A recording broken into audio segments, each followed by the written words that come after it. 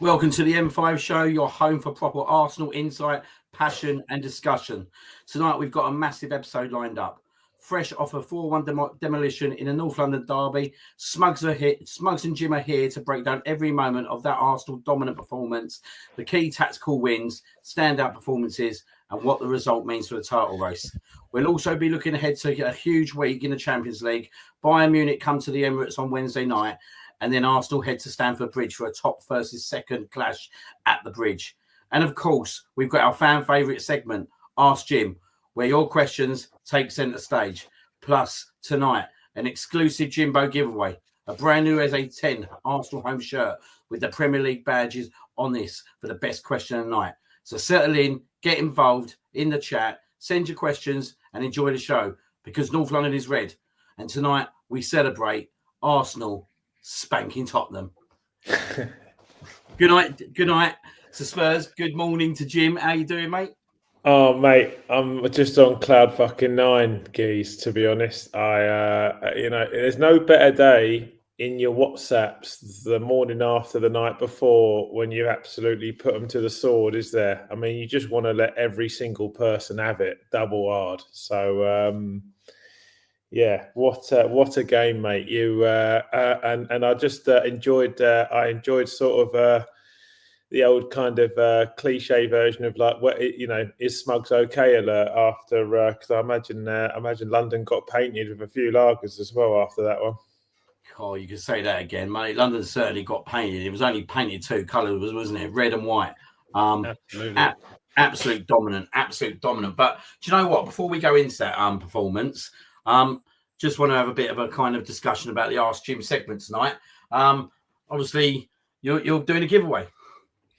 Yeah, look, I just thought, one of the things that we've always wanted to do with the show is just be incredibly interactive to what is already like an incredible fan base that you've generated and you've worked so hard on. And I, for being someone who's done over 300 games home and away myself, I know the absolute effort that goes into just supporting a team at that level. And whilst we're a global football club and people get up of all hours and it's a huge part of their life, the contribution that goes into sort of going home and away and putting all the time in and all of the effort in, we don't want it to go unrewarded. So when we have moments of just absolute magic like that, first North London derby hat-trick in nigh on 50 years, I think it's really important that we give back to the community that just do a little thing like give us their time. So I'm sure Eberici's going to steal a lot of content from us tonight. So very fitting that the best question in our segment is an Eberici memorabilia. And yeah, certainly is. And obviously, what a first ever North London derby for Eberici. Hat-trick on his own turf. As we said the other week, it was a bit of a shame that obviously his first goal come at the Emirates against Crystal Palace, which kind of was a watered down celebration due to his respect of his former club. But boy, he got to celebrate Sunday, didn't he? Well, I guess in essence, his first goal was Port Vale in the League Cup, but his first Premier League goal, was that phenomenal goal at Palace. And he's somebody who's stolen a lot of the debate as to whether or not he's settling in properly. And I feel like Arsenal players have somewhat been the topic of, whether they've been good signings or not. And the media are just trying to spin up anything they possibly can to find a reason to not praise us at the moment. But, if you just play that whole story back and you really dilute it, what a Cinderella story moment it is. We know of his affiliations with a football club where he kind of cut his teeth as an academy project. Obviously, things can happen in football, and at that point in time, he didn't stay at the Arsenal. He's been really, really vocal, actually, and very honest about his journey in the game, which is very different to many, where he's had a lot of rejections, a lot of no's, had to go down the leagues, got through to QPR, went out on loan, went to Wickham, League One, did great, Championship did great, got his breakthrough at Palace, was phenomenal for them. Part of a revolution, really, if you think about at Palace, about taking them to cup glory for the first time in God knows how many years. And, you know, you talk to Palace fans, especially from the part of the world we're from, where we know quite a few of them, and they celebrate him, you know, because he was part of history for them. You know, he comes to his boyhood club, walks out at Leeds, 60,000 people going bonkers. It looks like it's a dream come true. Gets an assist in his first full home debut against Forest for Gyökeres. Scores against Port Vale. As to very much settle into a position that I'm not sure is most natural to him. And then his first North London derby comes round, like first week of the derby, you know, Frank, absolute muppet, you know, who's Eze? I mean, I just can't understand why you'd say something like that in an interview in derby week. It showed a bit of an experience there. Gets his start.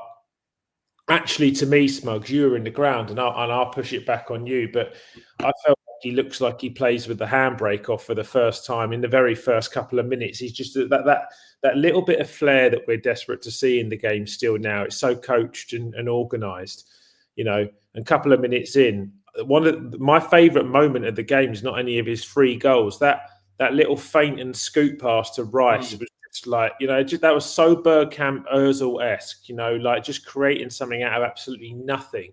You know, and Declan really should probably put it away. Kind of strikes it too well straight at the keeper, but goes into his first North London derby, hat-trick hero, you know, and again, when he celebrates, quite similar to when he walks out of the Emirates versus Leeds, you know, he just can't, but he's on cloud 9, isn't he? I don't think he can understand his dream.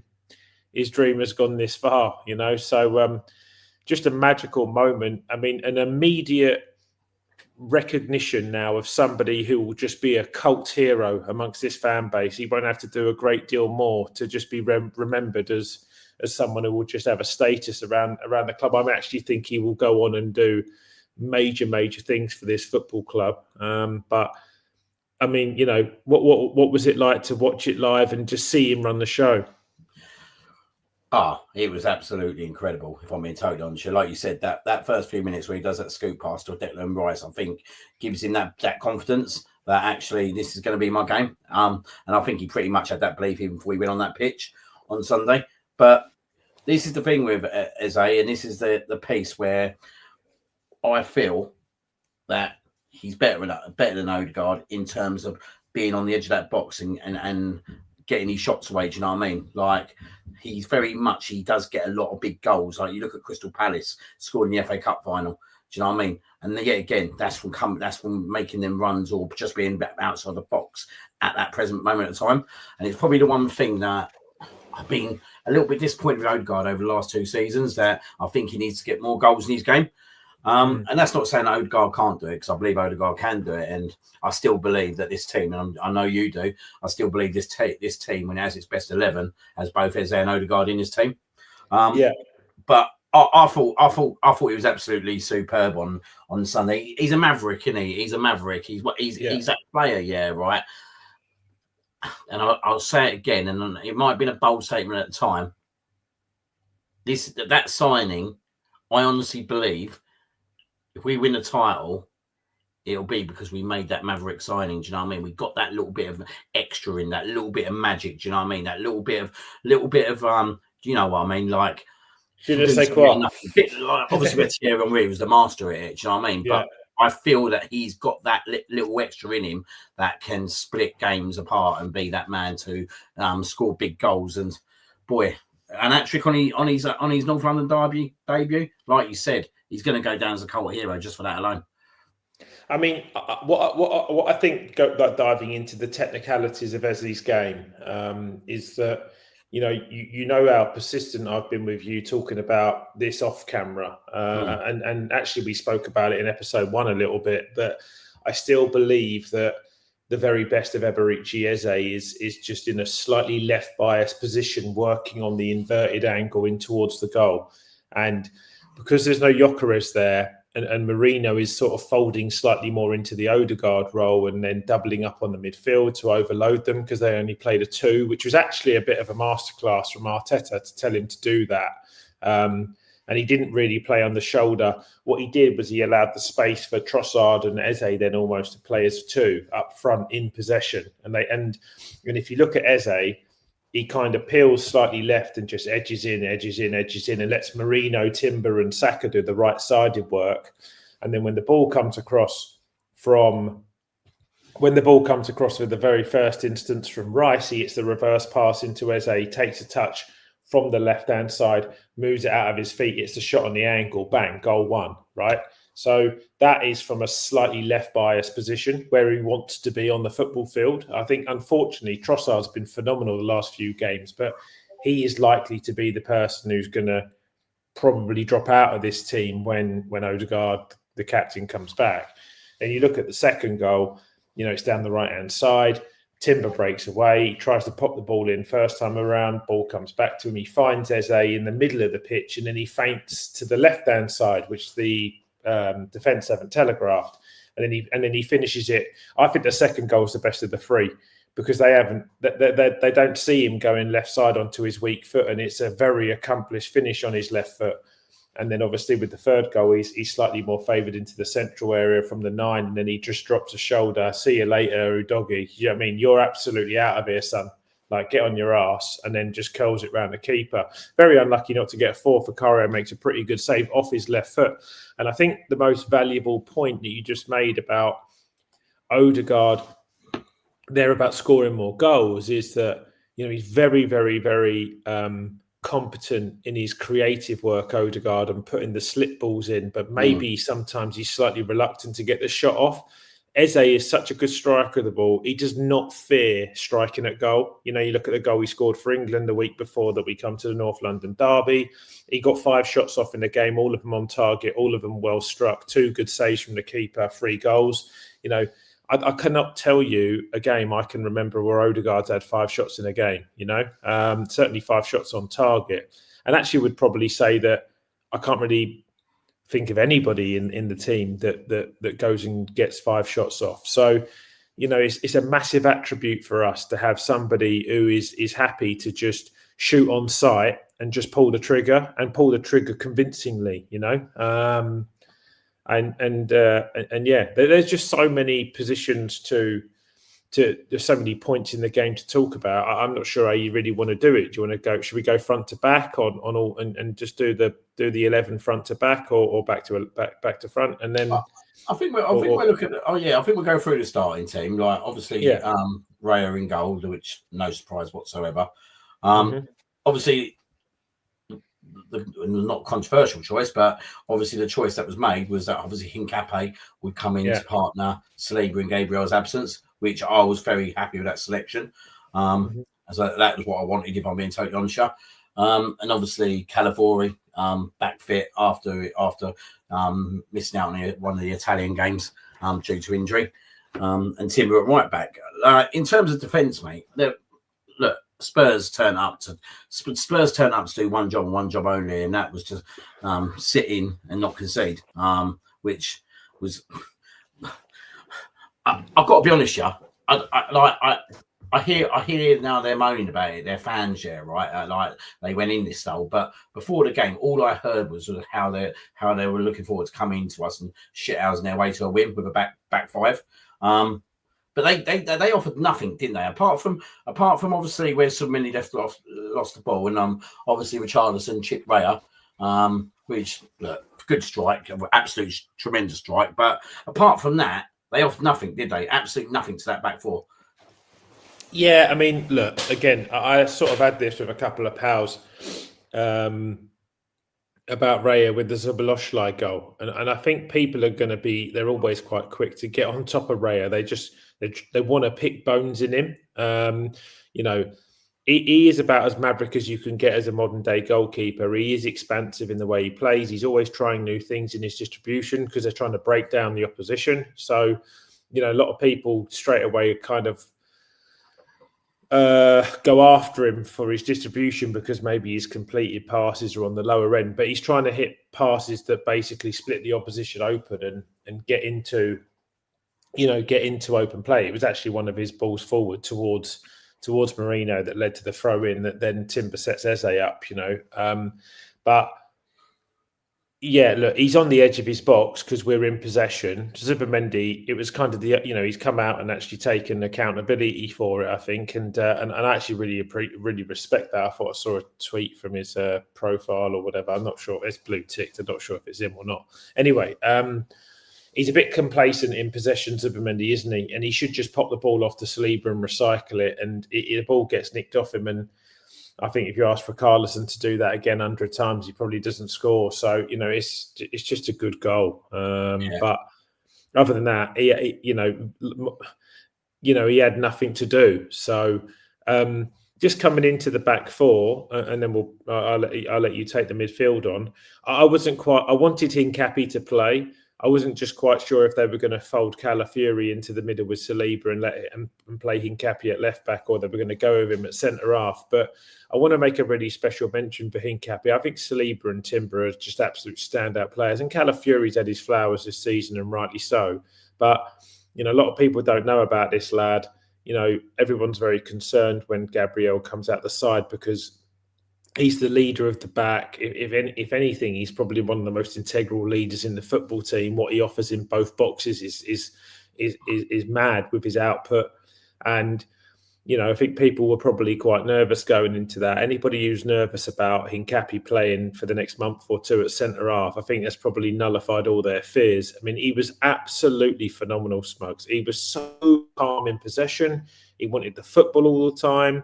He was equally as aggressive as Gabriel, which is probably something of a South American defender anyway. They often are. He's got that mad burst of pace that just gives him absolutely no fear when the ball gets turned over.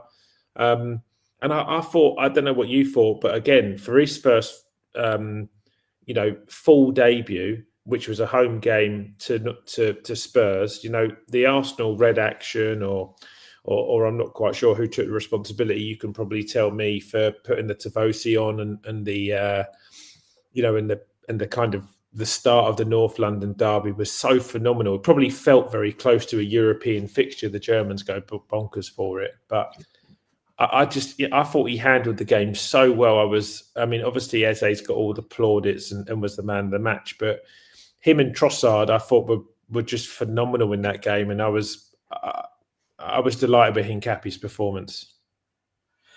Yeah, I think it was. Do you know what? For an Ecuadorian, I think it's actually not a bad game for him to go into, because he's a fighter, isn't he? And there's no more of a fight than obviously facing your North London foes in the North London derby.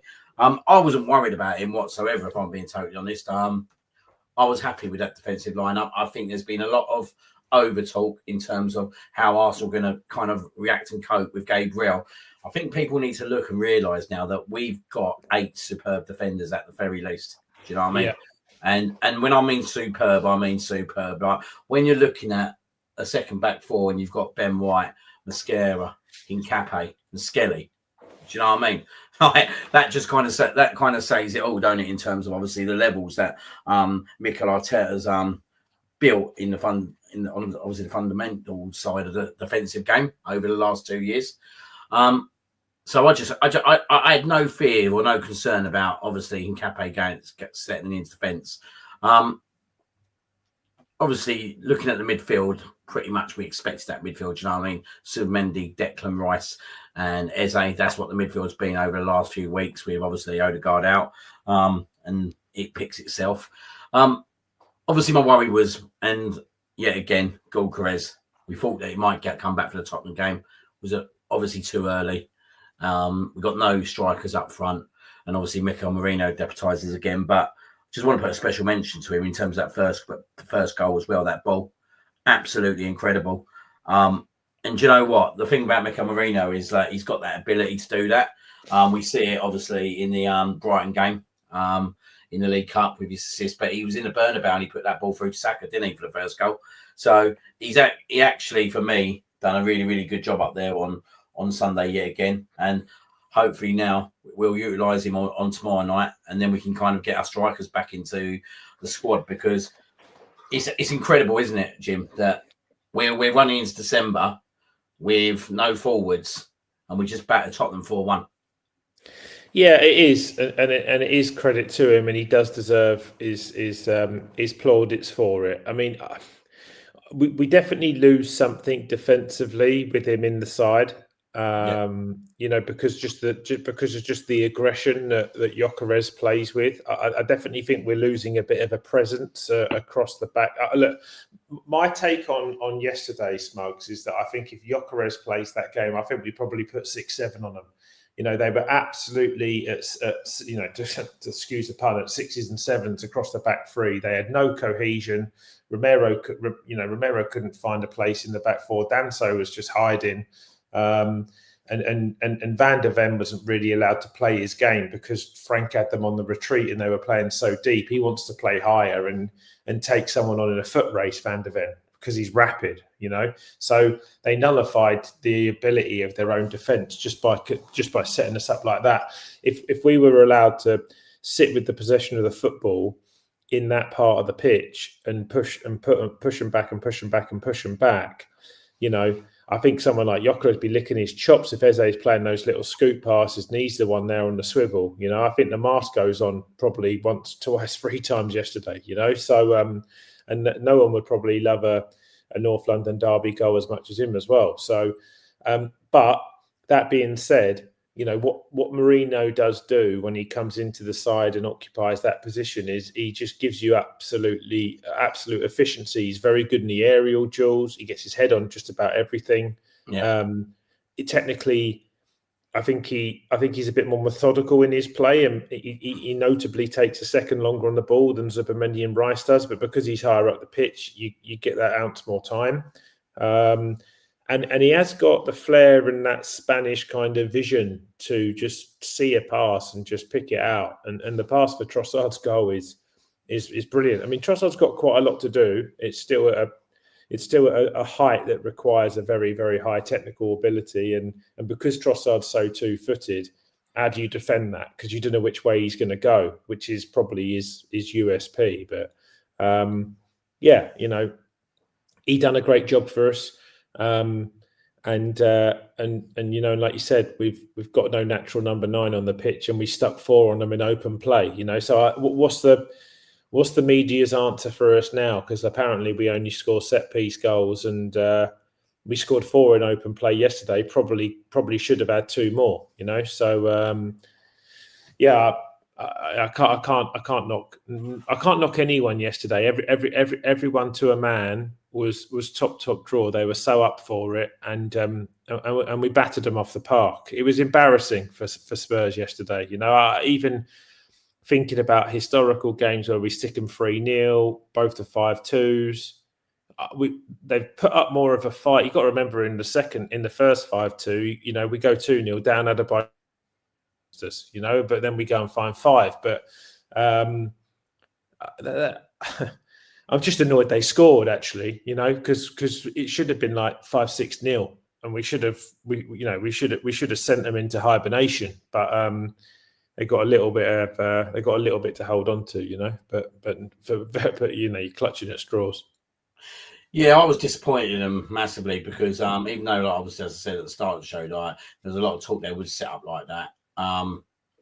That's not Spurs. Do you know what I mean? In my eyes, at least give it a go. Do you know what I mean? If you're going to go and lose a North London derby, at least give it a go. To go out that way, I think was a pretty shocking way, and I think it's going to leave some question marks on Thomas Frank, if I'm being totally honest, because he's not had a bad start, if we're being totally honest. But let's be frankly fair. Obviously, where they were last year in their league position to now is obviously chalk and cheese. But I didn't think Thomas Frank was set up like that. Do you know what I mean? I actually thought Thomas Frank was better than that. To be fair, I've always, before he obviously went there, I was quite an admirer of Thomas Frank at Brentford and the job he done. So for him to turn up then and then to produce that kind of performance, I was very, very surprised because look, years gone by, you get the passion, you get the bite, you get everything, don't you? Yeah, we got a little bit of passion at the end of the game where it kicked off a little bit, but they didn't lay a glove. They literally didn't lay a glove, and yeah, if I was a Tottenham fan, I'd be really, really, really disappointed in terms of we go there and we don't even lay a glove. Do you know what I mean? I think I don't even think we caught them cold, mate. Do you know what I mean? I just think mentally they turn up to try and stifle us out, and you know what it's like. Once you go 1-0 up, and then you get a quick second, we are very good at doing at the Emirates. Do you know what I mean? they've got to change the whole mentality at that point, and that's when the player like the Eze becomes an absolute nightmare for teams.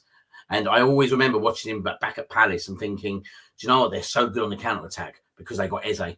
And when the games open up and teams got to come to us, you see a totally different game like you did on Sunday in the second half. Well, I don't even really think that they did open up, if I'm being honest. I still felt like, at 1-0, 2-0, Vicario still stepping up to the halfway line, taking free kicks. What the fuck is that all about? And they just never get their shape. No one in their midfield. Just tell me of a scenario in their midfield where someone on the midfield put their foot on the ball and started to play. Like Bentancur certainly didn't. Paulini was weighing over his head. Like when Xavi Simons come on, maybe he offered a slightly different out ball and he took a run at us, but Timber and Saliba just boxed him off. Like he was done and dusted. Come on, looking like sideshow Bob. Some haircut he's had, so they've not really changed the way in which they've set up, played, or the mentality on the pitch. But what Eze does give you is that if you allow him to play and you can feed there was a purpose around how we passed the ball yesterday, which I think is the evolution of what Mikel's now doing with his squad, where they're popping the ball around with a lot of more purpose. We're not like floating the ball into people's feet now. It's going in hard and it's sticking. And then the first touch is very efficient and the ball's moving on. And when you've got a team that's quite static and so deep, they just cannot contain you, and we just moved the ball side to side through the channels, then broke the lines. Eze was popping in between the two lines. Because they played 5 at the back, no one went with him and picked him up. No, they didn't know their jobs, Spurs. They were completely lost. So he's always got a free man over and he can pop around, and it's almost like a rondo exercise for him, for most of it. And you make a great point about how efficient he is in the moment where the game has got a slightly different ambience to it, at least. And he goes and is integral in the second goal. Look at the third goal, like 35 seconds after half time. That is criminal. I mean, if we can see goals that close to half time or straight after half time, we're spitting our dummies out. You cannot do that. You've got to go and be able to see halves out or conceal teams and just try and get a shape in the game. And then it's 3-0. It's dead, isn't it? That's probably why Zubimendi has been caught on the ball. I don't think Arsenal thought that they were going to get that much of an easy Sunday out, especially after everyone else losing, City losing, Liverpool losing. Spurs would love to go and just stick it on Arsenal. But honestly, I'm with you with Frank at Brentford and things like that. I think he's a good gaffer and I think he probably has a lot of great ideas, but that's got to be in his managerial career, probably one of his lowest moments, because that was appalling. Yeah. Look, just looking ahead to obviously Wednesday, and we've got obviously Bayern Munich. Do you expect many changes, or do you think we'll pretty much go out with the same kind of lineup? Yeah, it's a funny one. I've been toying over this all day, and I imagine Arteta is toying over it as well. Momentum breeds success in a dressing room, and a big win like that, the players will be on cloud 9. I doubt the players want to rotate that much, but I'm very fearful about the nature of our injuries over the last 24 months. We have not suffered. The only person who suffered a tackle that just looks quite harmful is Odegaard's first one in the international game, where he gets a full set of spikes down the back of his Achilles, and once his foot's planted and he's trying to take off, that is quite nasty. It's very unfortunate and unintentional, but that can be quite damaging. Everything else than that, Smugs, has been muscle-related, off-contact or workload-based injuries, which is normally hamstrings or groins, right? So that is kind of, these things never used to happen, mate, when we started watching football, but a player played 15 to 20 games less a year and he played 20 minutes less a match. So, when you add all that up, we spoke about this again in pod 1, there's a significant more load on these guys. And, yes, the recovery stuff and all of the technology involved in it is a lot better, but human beings haven't evolved that much in 10, 15 years, So we are in such a comfortable position in the Champions League that we're 12 from 12, that the result is somewhat binary to me. I think Sunday and having more momentum in the Premier League is more important. And obviously Chelsea are our nearest rivals. So right now they're a threat. Some people maybe don't think they're going to win the title or challenge, but we're nearly a third of the way through the season and they're right there. So we can't take them for granted. And we've got to go to their house as well. So I would like to not probably see like full rotation like we do in a League Cup, but I'd like to see a hybrid of that. I don't think Raya needs to play. I think Kepa can play. You've made some great points about the fact we've got 8 phenomenal defenders. So I think there's Timber's done the press conference today, so he's probably expected that he'll play, but I don't think it would be remiss of us to see Nkappi and Saliba in there, but White and Lewis Skelly at fullback, and that would be fine. I'd really like to see one of Rice or Zubimendi rested, and just given some time out. It looks like Gyökeres and Havertz aren't ready for this week, which Arteta said in his presser today. So I think Mourinho's got to play in the 9 again. And then I don't know if Odegaard's ready to start the match or not, or just get minutes. It'd be probably good to see Eze play 55, 60 and Odegaard get 30. That would be quite okay, and then you've got to make a decision about, Martinelli was on the bench against Spurs, wasn't he? So could he start? Can he come in and play the left wing and give Trossard a rest? And then, I imagine Saka will captain the team. So, and Madueke will be ready to go, So it's a difficult one, mate. I've not kind of named my 11 there, but I've given you quite a few ideas. But I'd like to probably see 3 or 4 rotated. What about you? I think I will see 2 rotated personally. I think, like you said, I think Skelly comes in for Calafiori. He's had a good record in Champions League. I think he offers us something different in Champions League, and I think Martinelli does come in tomorrow night. I think maybe Arteta held him back on Sunday, thinking that, you know what, we don't need you. Game's done. Just get you ready for Wednesday night. I don't expect any other changes, if I'm frankly honest. I think his presser pretty much said, didn't he, that obviously ready to go again and all that. And I just think that Arteta wants to get this Champions League group stage confirmed, because the sooner we get it confirmed, the easier it makes it in January, doesn't it? If we're being frankly honest, January's always been a tricky month, and when you start thinking if we beat Crystal Palace in the League Cup quarterfinals, then you're looking at two legs in between January and the start of February as well. So I think this game will be looked at as a game that actually, do you know what, we're like, especially after the confidence that Sunday brought. I think we put out pretty much our strongest lineup apart from them 2 changes, and I think we have to. I think because it's Bayern Munich. Do you know what I mean? We want to make a statement at home against these guys as well. The confidence that would bring if we beat them on top of Spurs in the space of 3 days at the Emirates would just set us up so well going into the weekend against Chelsea.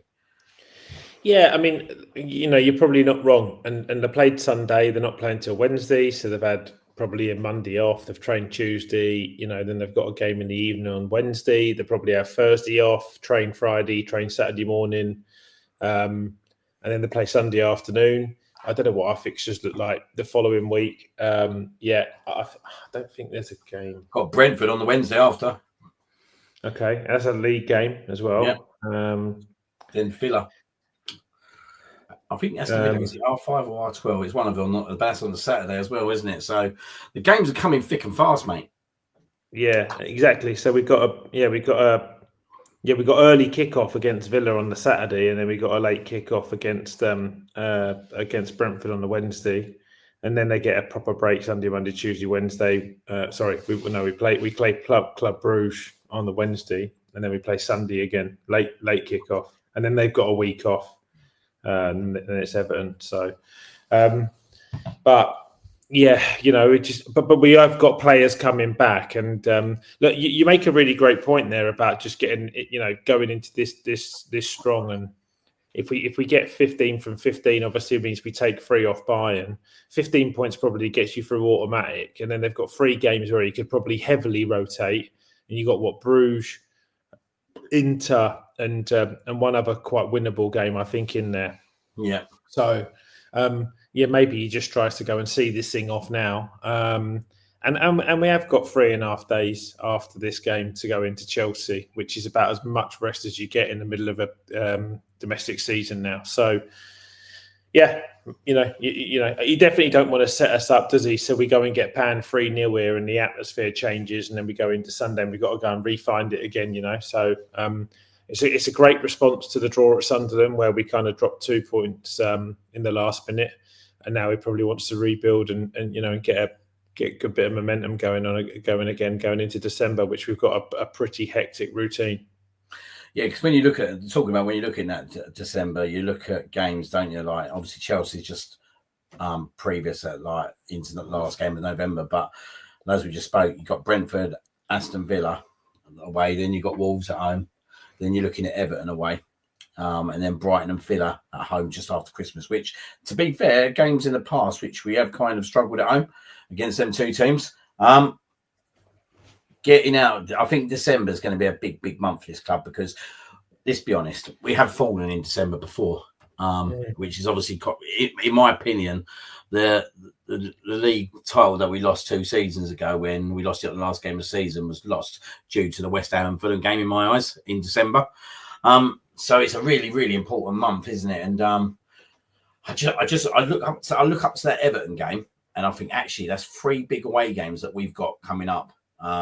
Aston Villa, Chelsea, and Everton. And if we can come out of there unscathed, then I think my confidence will start to soar at that point, because we start looking at the away games that we've done by that point. We've ticked quite a lot of boxes off, haven't we? Yeah, absolutely. And Villa are coming into a pretty good moment. They're not playing their best stuff, but they're getting results done. They went 1-0 down against Leeds, managed to find a way, got it over the line. They're definitely struggling for something up front. Watkins is probably in his worst form in the last couple of years. He's shy on goals, but they've got flair players like Rodgers, Buendia, Mallon comes. They've got really good attacking threats, all on the pitch and on the bench, ready to go. Sancho, another one. So they're not going to be any easy scoop. Everton under Moyes will be a really knife edge game. And we've got to expect that we're going to get some quality from Chelsea come this Sunday as well. So I'm absolutely with you. It's just important that we just, while City and Liverpool are a little bit inconsistent, if we just keep amassing points, we just hope that we get to a point where we're so far ahead where we could afford a little blip and still be in the driving seat. 6, 7 is on the periphery of being in that position, but 10 is really in that position, So yeah, you make a great point. Stamford Bridge Sunday, we've actually got quite a good record against Chelsea over the last few years, not lost to them since 22nd of August 2021, which was the Lukaku game against Pablo Mari. How confident are you Sunday? I watched Chelsea the other day. I weren't overly impressed what I see against Burnley, but look, they got the job done still. I feel if we go out, in my personal opinion, if we go out there with Gyökeres up top, I've got no reason to believe why we shouldn't win the game. But it's about going out there and doing it, isn't it? It's another, as I said, it'd be another big ground ticked off, and if we can get that win, that just breeds even more confidence that we've gone and won at a big ground. And let's be honest, Chelsea are second at the moment, and rightly so. Probably been the most informed team. I know they lost to Sunderland, which is a bit of a shock, but they have been obviously winning games. So it's going to be a good game Sunday, isn't it? Yeah, it is, and there's a lot of quite interesting matchups that kind of bleed out of that game. I have not been confident in a Chelsea goalkeeper for years now. I don't think much of Sanchez. I didn't think much of the guy who went to Bournemouth. He's done okay there. I think Kepa had quite a tough time at Chelsea, but has been a better goalkeeper out of Chelsea. His little season he had at Madrid, he was good. He was brilliant last year for Bournemouth. But Sanchez is a goalkeeper who I quite fancy having a run at, and looks like he's got a mistake in him. They have been blighted with injuries in their back four, and they've had to have makeshift back fours consistently throughout this season. And I feel like they could be really got at. Enzo seems to be coming into his own and showing showing quite a lot of the footballer that is the reason as to why they kind of paid 9 figures for him. Casido's been brilliant, you know. They're saying Cole Palmer's quite close to being back, but he's had no minutes really. Are they going to risk him against Barcelona tonight, tomorrow? I don't know. I think they've got Barcelona, haven't they, Chelsea? Yeah. So, you know, and then again, but there's a couple of interesting matchups there that will be quite defining in that game. One will be Rice versus Caicedo.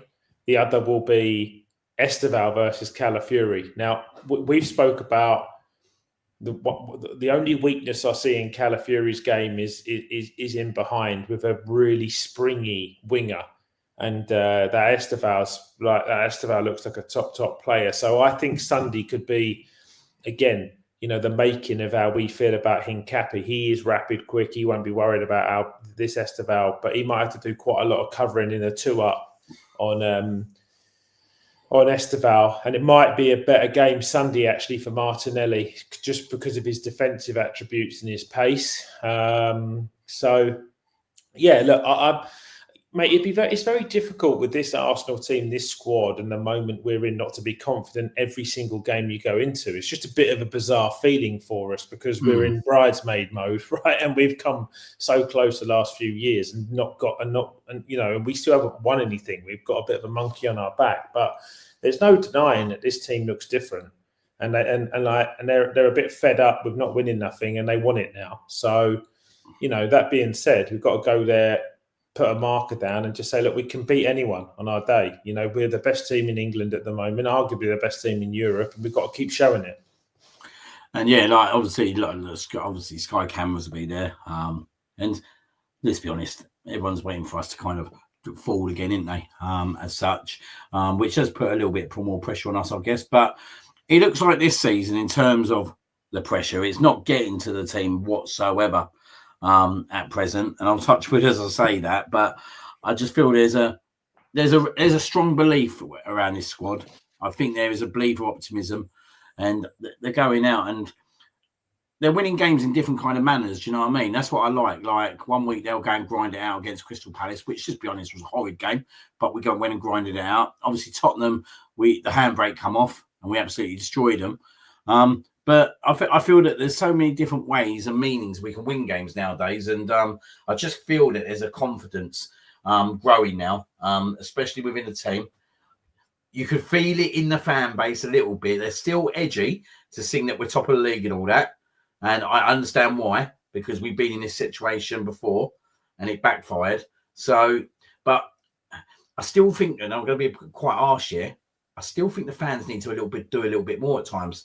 I felt at certain times on Saturday, especially when Spurs scored, the volume went down a bit and the anxiety come up a little bit. And obviously, I feel that the fans need to work with that and try and get over that, because I feel sometimes that does bring a little bit of edge into that stadium. Yeah, quite possibly. And I think it's just normal that you know, football is just such a highly intense, emotional watch, just for somebody who's as passionate as the fan base that any of these, you know, uber large clubs have, and it's very difficult not to just have those kind of moments of silence. Sorry, my Alexa just got off for whatever reason, mate.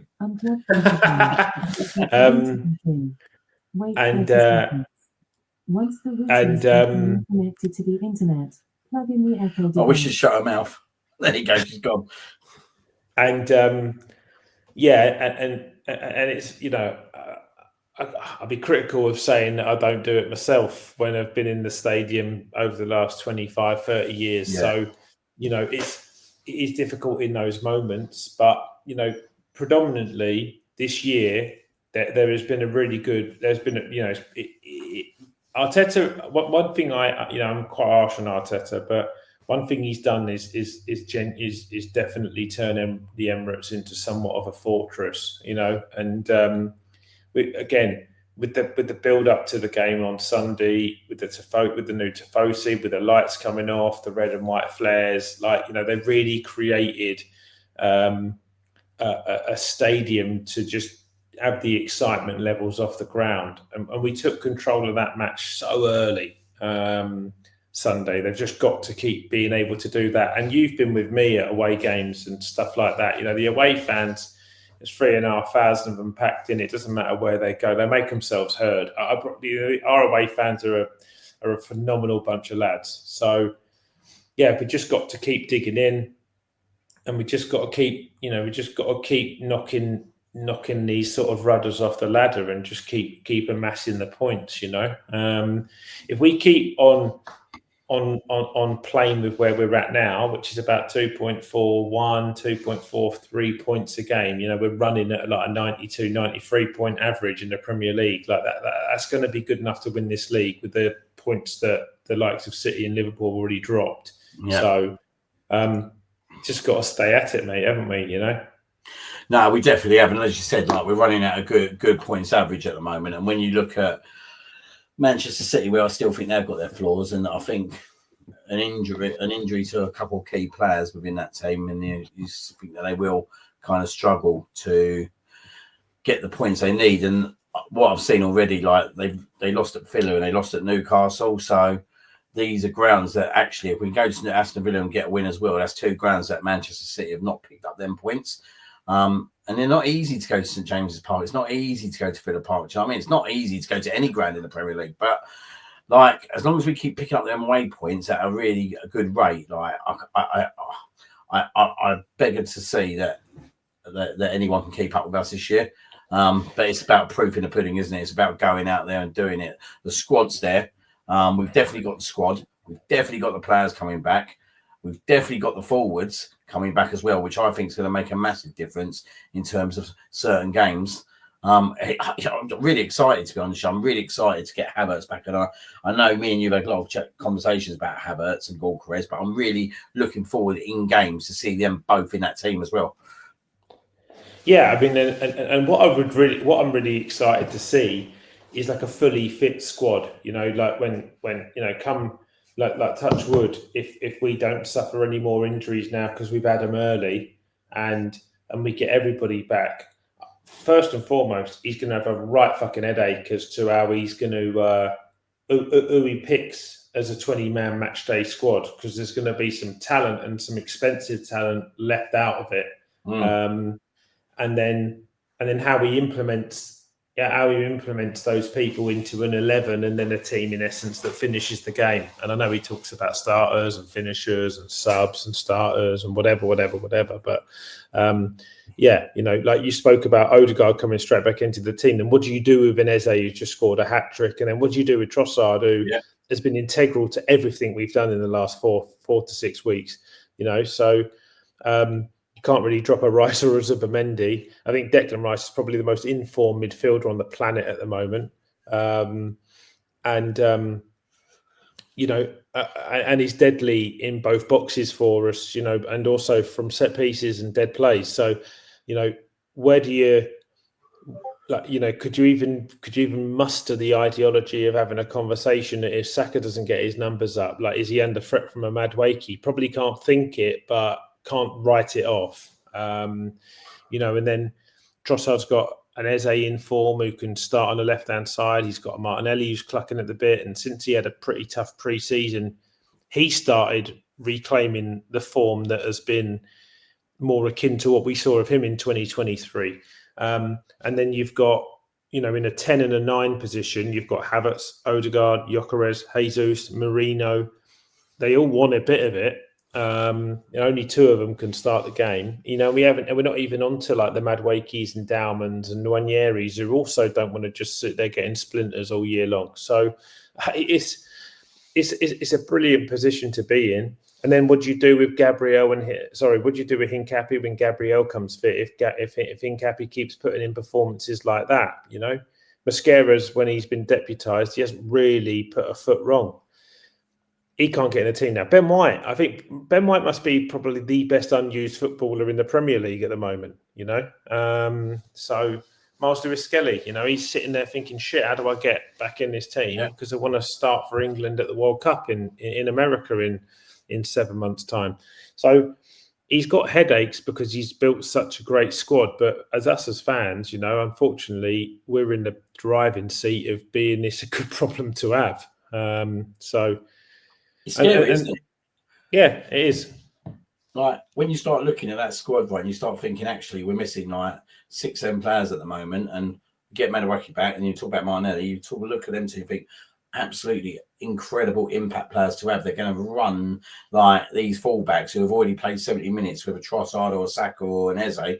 They're going to come in for the last 25 minutes and just absolutely run these fullbacks to the ground. And we haven't even had the forwards yet. This is the unique part about where we're sitting at the moment in both the Champions League and the Premier League. That actually we haven't had a Gabriel Jesus fit whatsoever. Havertz has not been fit for pretty much the full season at the moment, and Gyökeres we've missed for the last 3 games after tomorrow. But we're still nurturing the points. We're still getting them out. And you look at other clubs and you think if they lost 6-7 players, and even down to your Liverpool's, I'm going to say, who I know they've spent a lot of money, but not in the right areas for me. And you look at Man City, if they lose 6-7 players, they ain't performing to this capability whatsoever. Yeah.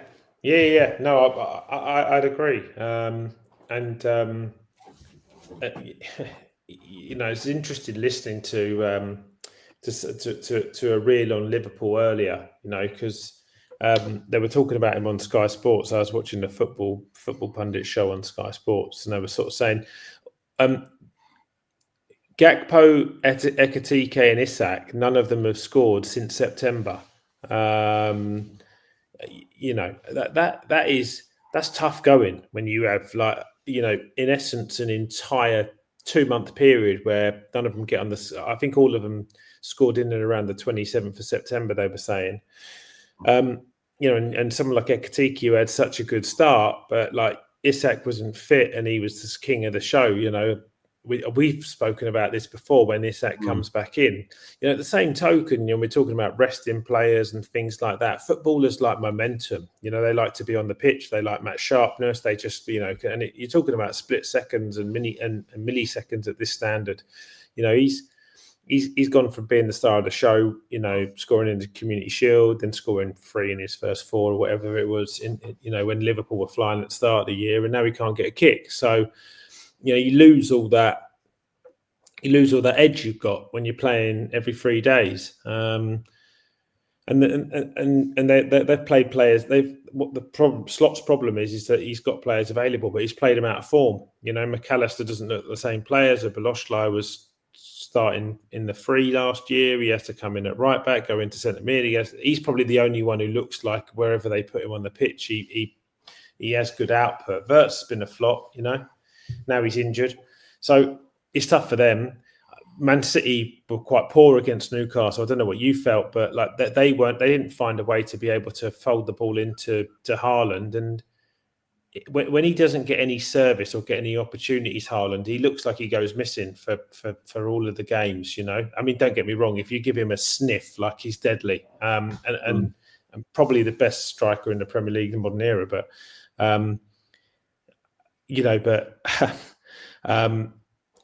they got guys out of form. I look at City again. I wish we could play them again at home. I think they look weak at the back, Smugs. I just don't think there's no Vincent Kompany. There's no leader there now. Yeah. And Donnarumma's been pretty integral to stopping them ship 3-4 in a game. So look, it's saying those things out loud means that we're in a really strong moment because we can't reel off loads of massive concerns about us other than the fact that we're just nervous because we haven't won fuck all for so long, right? But but if you take that out of it and you just kind of in the moment right now, 12 games into the Premier League, we look destined to be able to go on and do it because we're the only team who've kind of are executing our game plan, doing it properly each, week in, week out. It's testament, isn't it, in terms of the squad build that we've done since obviously Bert has come in terms of getting the right pieces of the jigsaw to get us to this position, because it's chalk and cheese to last season, do you know what I mean, when we're bringing in lights of Raheem Sterling. But just to go back on your question about obviously that Man City game, I totally agree with you 100%. Like, let's be honest, Donnarumma kept him in that game for the first half. Absolutely incredible goalkeeper. I know me and you have spoke about him before in terms of what a brilliant signing he was for Man City. But yeah, from a defensive point of view, I just don't think they're good enough at the moment to be able to go away from home and win games like they used to. And they do, and I hate to say, well, I probably like to say it, to be fair, but Kevin De Bruyne was just something else, wasn't he? Like an absolute fantastic, incredible footballer. And I just watch him now. And I remember they played Newcastle a couple of years ago and he come back in that game and he only come on for the last 20 minutes. And I think Newcastle 2-1 up and then Man City won it 3-2. And I thought about that moment on Saturday and I thought, if Kevin De Bruyne was there, this would be a totally different Man City team. Do you know what I mean? Like, 100%. It's just yeah. Pardon? Yeah, 100%. And throughout his reign, Guardiola, you know, he's had a top centre forward because obviously before Haaland, he had Aguero who scored 170, 180 Premier League goals.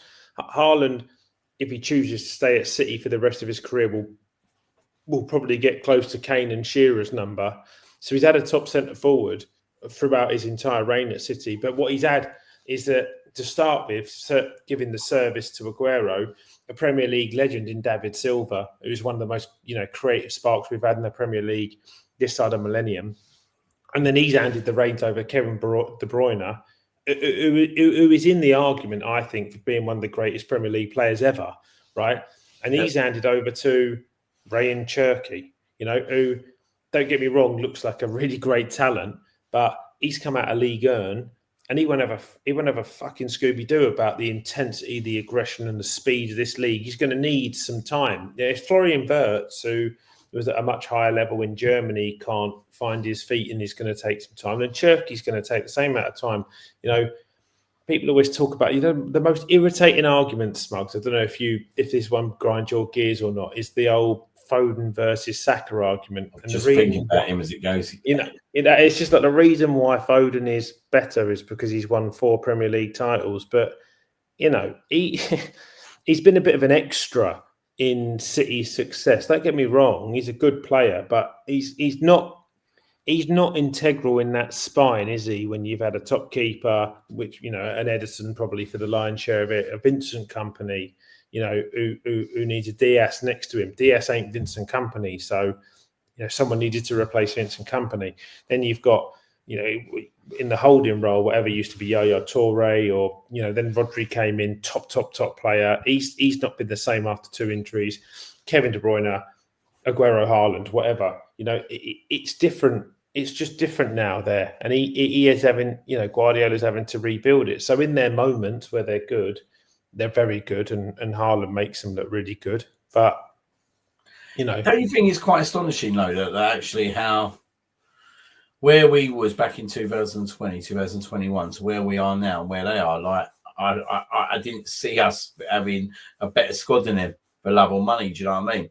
And then 5 years on, it's like we've timed it well. It's just like absolutely well in terms of, don't get me wrong, we should have done this business last year, but there was reasons why we didn't do this business. But I just find it astonishing. I look at Man City's squad now and I look at Arsenal's squad, and it used to be the other way around.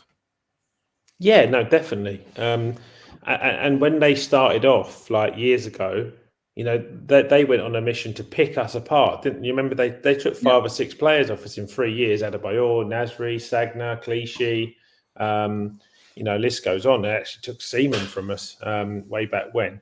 But you know, so like they went through a kind of route of picking us apart when they started all their builds or whatever.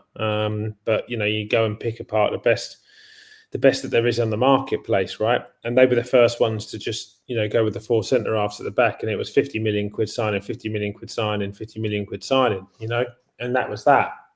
But yeah, I think you mentioned a point earlier, and we just will probably keep saying this throughout the season on our pods about the difference maker probably to this squad is that this team have been in around two proper title challenges in the last 3 years. I told you that I don't believe last season was one of them. It was a bit of an adaptation of a mini rebuild, and we still managed to finish second with it. So we didn't see any drop off, but we weren't really in a title race last year. But the big difference maker this year was bringing Berta in, and somebody who was able to execute like the final pieces to Mikel's vision, So he's built the infrastructure. He's inherited Saliba, who Emery signed, and he's become the player that everybody hoped he would. Got to give Arteta his flowers on Gabriel, because I was a bit unsure about him when he first started, but he's just got better and better and better and better. And then the other elements of Anarki Kana has been integral in saying Raya is the right goalkeeper for this team, and he's come in, and I don't think anyone looks backwards at Ramsdale now. I mean, he's just waiting for Pope to get injured so he can have a moment at Newcastle. And then outside of that, what the people that probably deserve a lot of plaudits around the squad are probably Per Mertesacker, because you think of Lewis Skelly, you think of Saka. You think of Nwaneri, the other guys who've come into the squad and added something. People that have come through the academy as well, and now Dowman's the next one. They just keep, every couple of years, we just keep getting an academy product who just looks like a £100 million player, and that's massive when you can organically grow a team as well. It's huge. So. Yeah, look, we've recruited brilliantly, and we've got a style of play which is quite adaptable. Everyone thought we were a set-piece team. We created so many chances Sunday, it was scary, all in open play. So he's able to ask them to do different things, and these guys can just go and do it. So, yes, mate. No, it's all good, isn't it? It's all good. We do have to move on, though, because there is a lot of questions that you're going to have to do a round robin and ask. The winning question will win as a shirt, obviously, that you'll be donating today. So obviously, thank you very much for that, first and foremost. I'm going to go through the questions with you. And I'll give you 30 seconds on each question to try and answer them. Okay. Right, so we got Discomfort Kieran, first one. How do we reintegrate players coming back from injury without disrupting the current momentum? Very difficult, but all of these guys are professional footballers. This is nothing that will be new to them. We've spoken about for so long how many games, how thick and fast they come. So knowing Mikel, he won't break character. It will be methodical. It will be slowly. It will be in the right games, in the right moments, and then it will be how well they train. So I don't expect it to be a negative at all. If anything, I expect the squad to be quite bullish on the fact that we've got so much talent, very close to coming back and having a full match day squad. Brilliant. Thank you very much, Kieran, for that question. Next question is from Tasha. If we were to win the league, what or who do you think has been the most critical and most influential change between last season and this season? Andrea Berta. Next question from Augusta. Although it doesn't really happen anymore, what do you think the likelihood is that Mikel has a Wenger-esque stint at the club, given his love and passion for the club? Yeah, it's a good question. I mean, in modern day football, it's he's been at the club into his 7th season, 6.5 years. That is a long term. Guardiola's been at City 8, 9, 10. So he is in a Wenger and Ferguson-esque stint, because of the way in which things change so rapidly now. So I don't know whether or not he will do 23 years at the football club, because I don't think the Cronkies will still own the football club then. I think if we start winning major honours, they might think about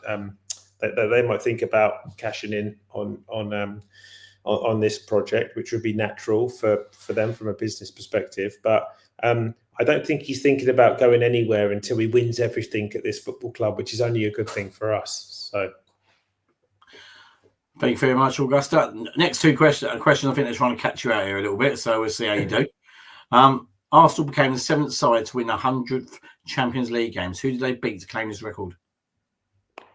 Arsenal became the 7th side to win 100 Champions League games. Who did they beat to claim this record?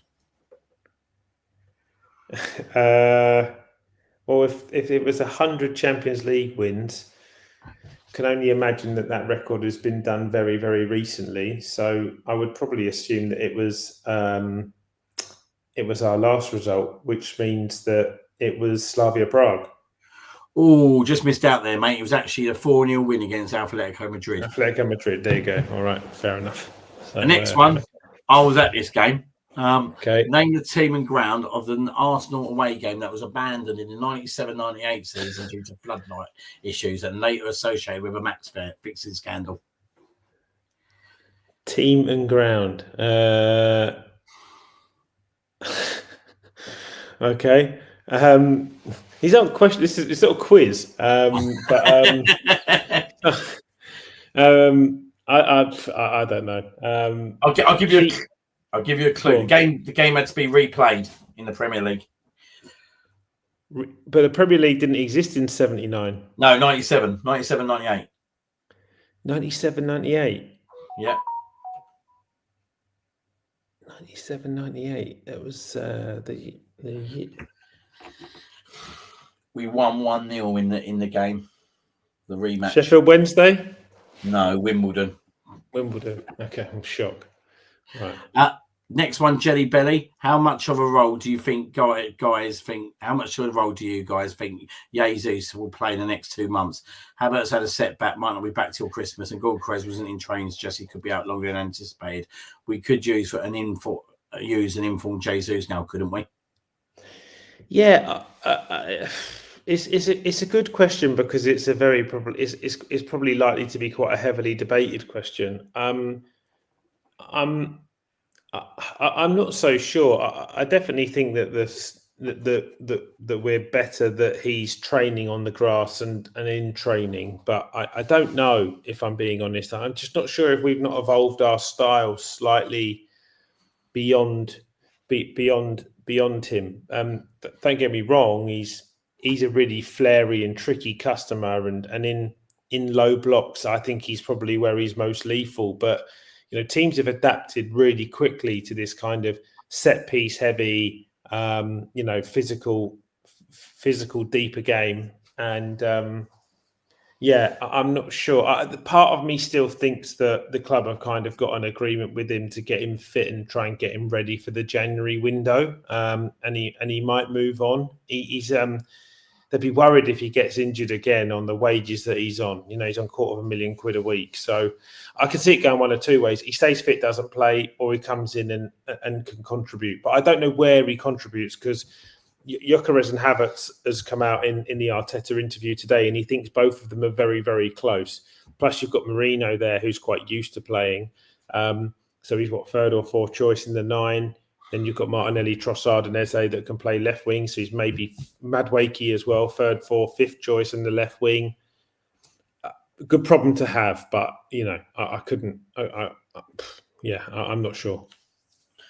Next question from Catherine. If you could go back and watch one game for the first time again, which game would it be and why? If I could go back and watch one game again, I've seen a similar question to this when I had a little scroll earlier, so I'll answer the questions the same. There is no game more that I would love to relive, just to watch live or watch on the television, than when we beat Barcelona 2-1 at the Emirates in 2011. What was that? Yeah, the Arshavin goal. Yep. That was I think somebody said, what was the best game of football you've been to at the Emirates or something like that. Smugs, you got the questions, but that was the best experience I've had in the Emirates Stadium. It was just that Barcelona team. Do you remember it? It was just mental, and what it went on to achieve, and to beat them that night. That famous Wilshere performance. Koscielny kind of plugged Messi up. Yeah, That was my fondest memory of my season ticket days, in the old North Bank or in the new North Bank at Emirates Stadium, being pitch side for that. It was monumental. And it was Margaret who asked you the question, what is your favourite European match and a goal? So that will be that question chalked off. Philippe asking Jim, after Eze's hat-trick in North London, where do you think he fits best in our long-term midfield structure? Well, you already know the answer to this, but I believe that his best role will be working in an inverted forward on the left side. So some of the positions he took up from Sunday, Odegaard can play in his kind of right 10 and accommodate Eze in those positions still. So I think he will play what will appear on a team sheet as the left side of a free, but I think he'll play almost in an inverted left forward position, just ahead of Odegaard, but favouring the left side on the angle. And I think that's where he'll be most lethal for Arsenal. AFN asking, would you sign Tony or Watkins in January just to have a striker more for the running? No, because I wouldn't allocate the resources to Tony or Watkins when you've got someone like Jesus, who I just don't know where he's going to get minutes. I understand at the moment we're apprehensive and nervous because Gyökeres and Havertz are taking their time to come back in, but the minute both of them are fit, and then you've got a Jesus who can't get in, and you've got Marino who can play there. And arguably, Smugs, you could probably say in some circumstances, Martinelli could play in the 9. Yeah. I think we're pretty good. Marino, of course. Yeah, exactly. So, no, I wouldn't allocate resources there. I'd rather spend money now on having someone who could... Where I think we are most vulnerable in the transfer market is if Declan Rice gets injured, I think that's when I would start getting nervous. So I think money needs to go there. Yeah, I totally agree with you. That's my position as well. If we need to buy it, anyone. You kind of answered this question that Hazel was asking. Full strength will rest some legs against Bayern. Refused to batter Chelsea on the weekend. I think you pretty much answered. Yeah. You were rest 2 and rotate 2. I was probably a bit more inclined to rest 3 or 4, but yeah, I think we'll rotate a little bit. But I think I agree with Smugs actually. In hindsight, We'll go in fairly full strength and try and keep momentum into that Chelsea game and go and stuff them at the bridge. What do you think our result will be against Bayern? 1-1. Tarek's asked, technically, this is a question. What do you think of Tottenham? Shit. There you go, Tarek. Anna's asking, what player from the Premiership today do you think would fit into the team, if any? From the Premier League in 25-26? Yeah, she's asking who would you, if you had one person to bring in from within the Premier League, who would it be? Oh wow, okay. It's a pretty tricky one at the moment, isn't it? That is a tricky question.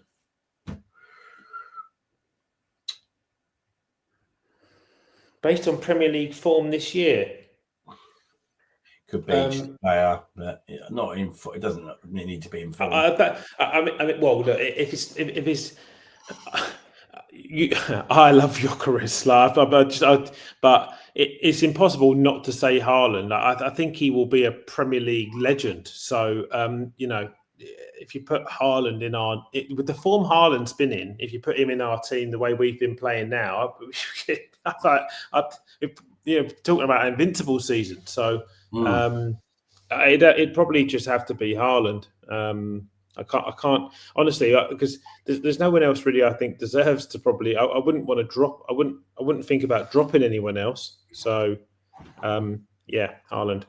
One player I do really rate, but he ain't going to get in the team whatsoever. But one that I believe he will go to a top club is Adam Walton. I think technically he's going to be an absolute incredible player forever. Gets to sign him, so he's probably one. If I was being greedy and wanted my bench to be a little bit different, you know what I mean, I'd probably put him on there. I think it's a really tough question. That is, isn't it? In terms of who to go for right now.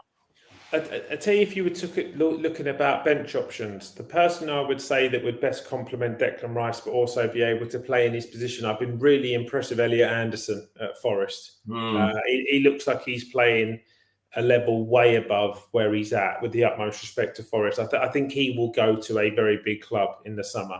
And I think actually he will be a difference maker in the World Cup for England as well. He is a really, really nice footballer to watch. He's very aggressive. He's very He's very, very good in the duel. He turns over the ball well. He's always looking to get on the front foot. He's very comfortable in tight positions. He's good in possession-related teams like in England, but he's also good out of them in a Forest.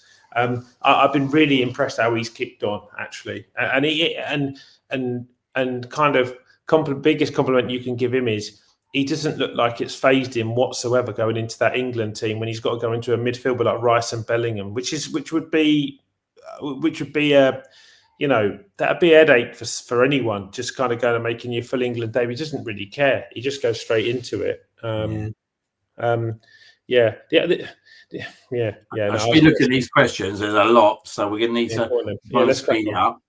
What is your all-time greatest North London derby moment apart from the Eze hat trick? Apart from the Eze hat trick, well, winning the league at the Lane, really. Cool. In terms of all the players that we've signed for the money that we've signed them for, who do you think's been our best bargain by out of this squad at the moment? Our best bargain buy out of this squad. So not just the transfer window just gone, like any of them. Yeah, out of any of them.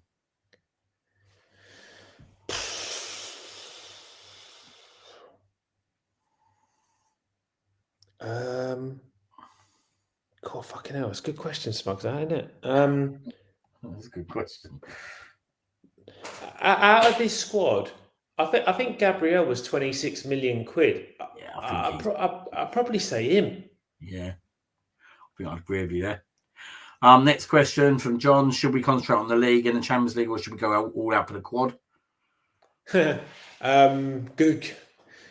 position to be in. I think we've got the squad to be able to deal with all of it, but we do need people available. So you'd have to be agile with that. If we're in a position that we're in now, where we're like 7 or 8 players out, then you've got to prioritise the 2 main competitions. But if everyone comes back in the next 2 or 3 weeks, and then we get the break from the Champions League and we're through it, and then we can put some resource into League Cup. If we get, again, what it's like, Smugs, if we get lucky for like 3rd, 4th and 5th round where we get quite winnable FA Cup games, you can rotate really heavily. So, you should always, and Guardiola's the best advocate for this, you should always try and win every single competition you play. And at the end of the day, it's elite level sport and, you play to win. So we should try and win everything. But yeah, you'd also got to be aware of what you've got in 3 days and 7 days time. So yeah. I would say win everything. This squad's big enough and good enough to do it. What heights can this amazing group of players reach, and for how long, in your opinion?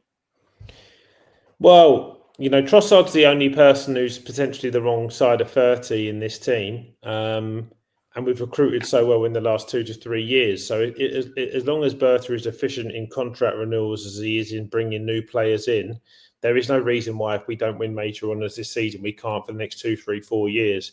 So I think over the next 4 years, this team should be thinking about amassing 6 to 8 trophies. And that would not flatter them. That's how good this squad is. So, Arteta needs that in his Arsenal resume. I think he's got all the resources and all of the opportunities to do it, and I think he might be good enough now to do it because he's had enough time to bed in. So he's done 300 games at Arsenal now. Someone asked earlier about can he get to Wenger levels, but he's at 300 games already. So we should be thinking about multiple major honours every year. And if we have a year off because we rebuild a little bit, they should be ready to go straight away. Cool. Next question.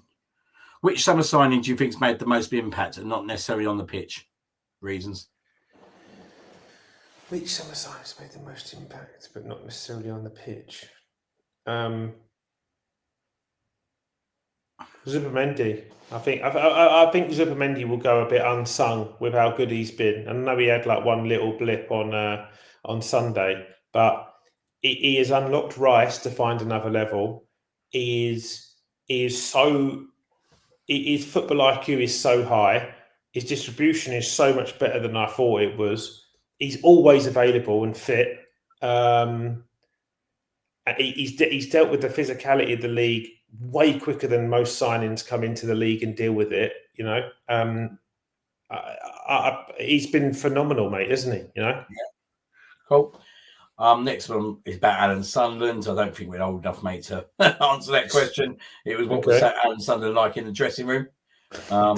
I think I was an itch in my old man's pants when Alan Sunderland scored in '79. I've watched it enough times, but yeah, I don't know what the dressing room was like 40 years ago. He was a goal scorer. He got the last hat trick before Eze in the North London derby, so fair play to him. If you could have any player in the Arsenal squad, who would it be and why? If I could have any player in the Arsenal squad? Yeah. What do you mean? Sorry, I don't understand. If you have any player in the Arsenal squad, dead or alive, who would it be and why? I think it'd be easy, wouldn't it? Be someone like Thierry Henry, wouldn't it? Let's be honest. Yeah, it's sort of similar to the question that Prudy asked last week that won, right? You know, if the only place maybe you think you can tighten up a little bit in this team would maybe be left wing. So you'd look at Alexis Sanchez, but Thierry or Dennis, just because how good they were. But you know, be able to drop Eze after a trick. So yeah. What's been your favourite goal of the season and why? Favourite goal of the season and why? Well, any of the three from Sunday are immediately kind of there. I think Gabriel's header against Newcastle in injury time. We've had a proper lump on our back against Newcastle at St James's Park. They've fought and fought and fought. He's got up tallest. The passion that came from that goal and what it meant, and I think that's actually been a massive driver. I don't know if you agree, but winning there in injury time has been a massive driver for the form that we've then gone and had in the next sort of 7, 8, 9, 10 games. So that was a huge turning point, and it doesn't necessarily always need to be the most aesthetically pleasing goal on the eye. Yeah, it's actually what it breeds afterwards. And I think that goal will go down in our season as being one of the most important goals we scored in a long time. Yeah. What was your favourite ever Arsenal goal? Bergkamp, Newcastle. Which player from the 1979 Cup winning team would you have in today's squad and why? Alan Sunderland. Scored goals, didn't he? He scored important goals. Yeah, he did score. Anyone from that era, right? You know, we grew up on knowing how good he was. Liam Brady was a joke, right? So you know, Liam Brady, Alan Sunderland. Do you think Wenger would still be managing if he had funds that obviously Mikel's received in the last few years? Fucking hell, it's dangerous for me. This, I have made no. I have made absolutely no secrets about how annoyed I was that Arsene didn't have the resources that have been made available to Mikel. But I think, because I think actually, if you look at the moment that we were in the 2010s when we were poor, he still had the ability to pull Aubameyang, Sanchez, Ozil, Lacazette, like proper European talent who could have gone to most clubs, and he could pull them into the Arsenal because of who Arsene Wenger was.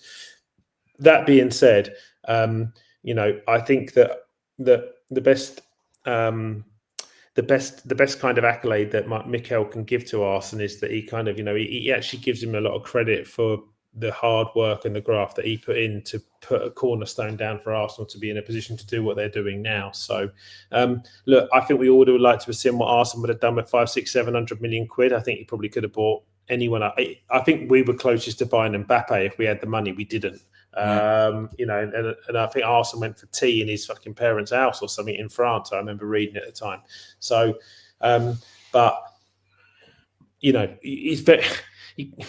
You can't want to change anything about what we're doing right now. It's mad. So I'd have loved to have seen it. We didn't get to see it. He was integral in making what we've got now.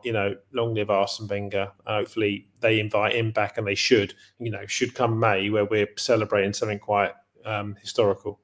Yeah. Prime Henry or Prime Bergkamp?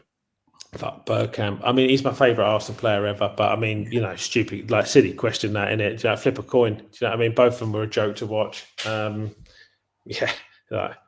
Whose goal was better, Henry's flick or Bergkamp's goal against Newcastle? You've already answered that as Bergkamp. Yeah.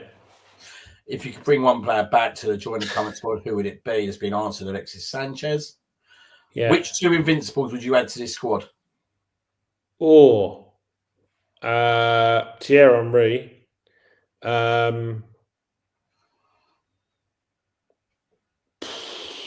Vieira, wouldn't it?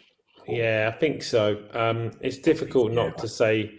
I mean, the thing is, it's kind of the same stuff, isn't it? It's Bergkamp as well, sort of. But yeah, I mean, any of those lot. I mean, yeah.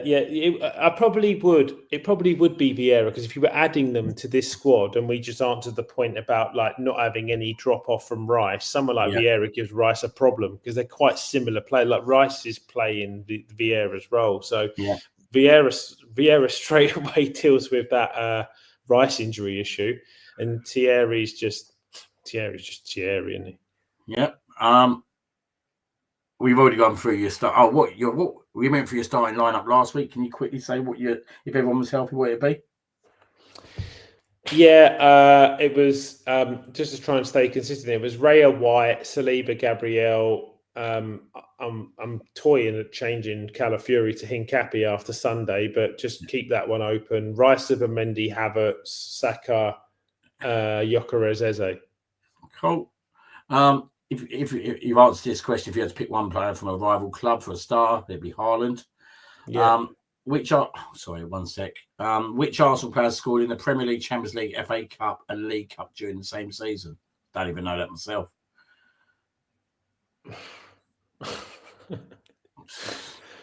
Let's come back to that one anyway. Might be, yeah. Do you know what? It's good. It might be Fabregas. Thinking out loud, but okay. Nolly, I'm going to ask, can you answer this for us? I'll be interested to see who that is. All right. What is Thierry Henry's best goal in an Arsenal shirt? Best goal in an Arsenal shirt. It's got to be Spurs. That individual brilliance. The Liverpool goal where he seats Carragher is just was something like no else. The goal against Real Madrid was monumental. My actual favourite Henry goal. He scored 2 goals in very close. Very close apart, but against City and the other time against Villa. But do you remember that old Nike football Smugs, the blue and gold one with the trim that was like, and they used to complain about the way in which it basically had no spin on it for a season. They had to change it. And he gets the ball on the apex of the box on the left-hand side from Cole, who pops it off, and he just gets out of his feet and he hits this spear. And you basically just see the Nike tick for like 25 yards at the camera, and it just hits like the stanchion on the right-hand side. And I just don't know. I don't ever remember seeing like a shot like ever truer struck, because the ball does not move. It'll deviate in the air. It's just like, it's probably at the time was just like such a phenomenal advert for Nike, because Henry was a Nike athlete. And I loved that goal against City where he just puts it top right bins. Also loved his back heel against Charlton. That was so techie. Fucking hell, mate! Like, he's just scored 225 goals for us, and he didn't really score shit goals. So it's so quite good goals. We could be here all night talking about his individual efforts. Yeah. If there's one Munich player you'd buy in January, who would it be? I love this new kid. They've got Carl, or is it Lyle? This young kid they've got, he looks so exciting. He's I mean, don't get me wrong, I've got a Elise's gone there and just doing a madness. But what is he called? I think is it Leonard Carl? The young lad that's coming through there, or Kenneth Lyle. It's one of those two. What's he called? That's going to annoy me. So I want to get his name quickly. I know you're rushing through. But what is his name? Munich. He's this young winger, and he's exciting. Yeah, Leonard Cole. Yeah, mate. Wait till you. Well, we're going to see him tomorrow night. Yeah, they've got to tuck him up quick time. This kid is a joke. Interesting. Do you think 2008? Fucking hell, Smug. He's born in 2008. That makes me feel so old. That's a joke. When I was at stay last time week one, Tottenham beat us at the Emirates. Max Downing was 10 months old. There's a stat for you, mate. Do you think Arsenal had any quality in January, or do you think anyone will leave? Yeah, I don't really think they need to. I think Jesus might go out. I think one or two players maybe even go out on 6-month loans. I think if all those players come back, that lad Hanu Denois, the striker, might go and get 6 months of football because I think he'll struggle for a bit of game time. And the only thing that I'd like to see him add is if just a really good opportunity in the central midfield that can play in that kind of left 8 pivot for Rice, a similar profile player to Rice. I'll tell you who I would put there, right? If we're just staying on this subject for 5 seconds to do Rice's job, but would go on the bench, would be Kobe Mainoo. Good option. Because I think he'd be okay with not starting every game. But I don't think if Rio had to rotate out of Rice, I don't think he wouldn't be able to do his job in some capacity. Yep. Good call. Good answer. Since Invincibles, when do you think truly we should have won the league and why? For me personally, I think the Leicester year was the one we should have won it. Yeah, absolutely. Ozil and Sanchez were in just a ridiculous moment. We had under recruited with it was abundantly clear to see those two were in a mad moment, and we should have had Giroud went through a disgraceful kind of drop off in form for a guy who scored 130 goals for the club, and we should have won the Premier League that season, 100%. Pete, you answered that question. We'll go for anyone. Generally, Rickard has gone. Who's our best player of the season so far? Rice. Only because he's played every game, but Rice or Gabriel? Yeah. Yeah? I think so. Yeah. You disagree? Nah, I absolutely agree. 100%. Next question. I was just looking this up. That's why I went a little bit quiet. I don't know if it's a Paul your answer question. So it was like, which brother duo are technically the only Trinidad and Tobago internationals to play for the Gunners? Which brothers? Which brother, yeah. Is it the Hoyts? Yeah, good answer. Probably is the Hoyts, isn't it? Yeah, probably is the Hoyts. I'll have a look at that one. I'll look that one up. Good shout. Who's the best player who didn't make it during his time at Arsenal but did elsewhere? Yeah. Oh, got to be Serge Gnabry. Yeah. Never know why we give him to Tony Pulis. Still. Sold him for £5 million. Mental. I know. Who has been this season's unsung hero?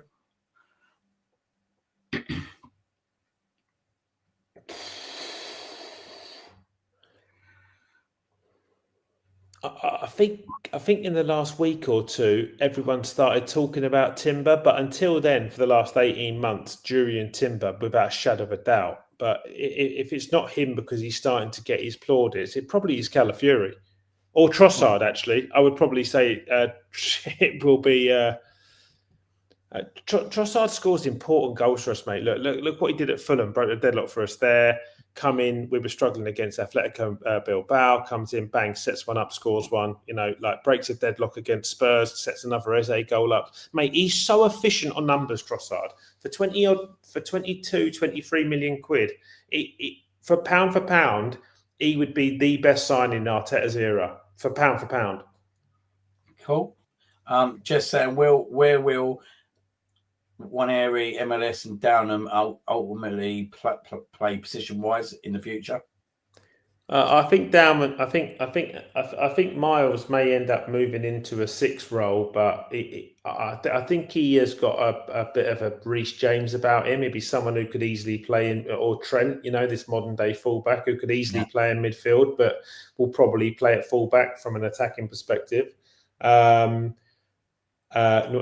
I think Nwaneri, potentially on the journey he's on, would be the natural successor for Odegaard in a left-footed right 10. And I actually think the difficulty for Arsenal is going to be that Dauman is the same. I think he will. I think he's 5'10", 5'11" now, and he's quite solid, and he's 15 years old. So I think they think that he probably ends up inside, but it wouldn't be a surprise if he ends up being like a Gareth Bale and just being like a 6'1" winger who if he remains as explosive but could also be physical, it'd be a nightmare for a winger. So he could end up in a right left-footed 10 or a right wing, but they're not a million miles away from the positions that they're going to play. You know, what position do you want to replace with, and which player?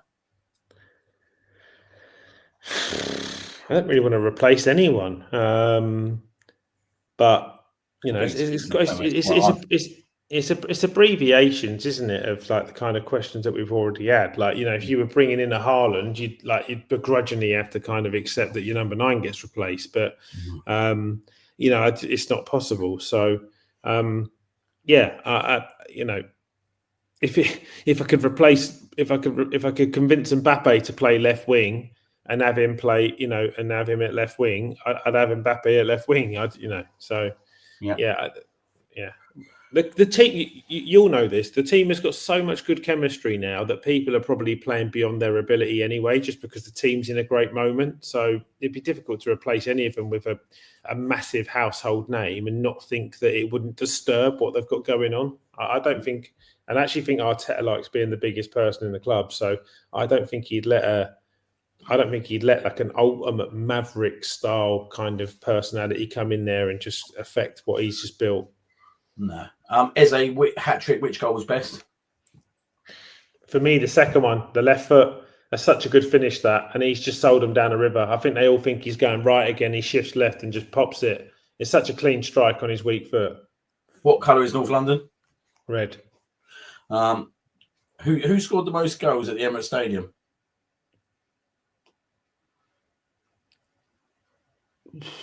Oh, okay, cool. That'd be one of that. Van Persie didn't score many at Highbury, so he'd be right up there. Aubameyang scored 90 goals for Arsenal, so he'd have 60 there. Sanchez scored 80. He'd have 40. Yeah, I think it probably is Van Persie.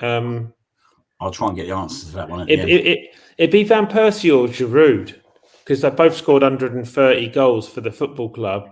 Giroud played his entire Arsenal career at the Emirates. Van Persie had fucking hell, mate. Robin Van Persie. There you go. Yeah.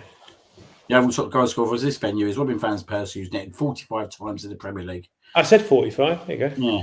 Great shout that was, mate. Absolutely brilliant. Do you think Rayo is Arsenal's best goalkeeper ever? If not, who do you think it was? Best goalkeeper ever? Yeah, for Arsenal. No, I mean, he's great. He's got to be Seaman. Like, Big Dave, mate. Oh, mate, love Big Dave. Yeah, me too. Who do you think starts as striker in the biggest games once Kai and Victor's back? Healthy competition for places. Mate, you know me with Victor, mate. You'll always have my heart with Victor. So, like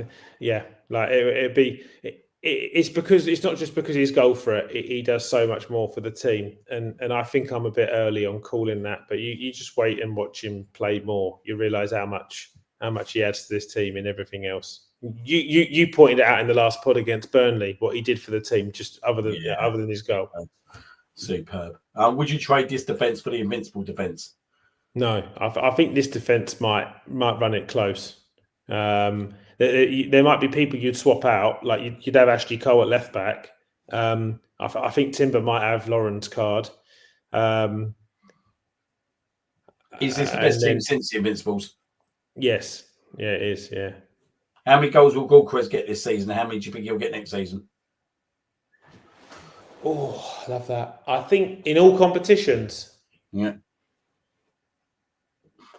I think you might get 22 to 23 this year in all comps because he's missed some games now. And I think he might get close to 28 to 30 next year. What is your favourite goal in the Premier League this year? Favourite goal in the Premier League this year? Can't say that.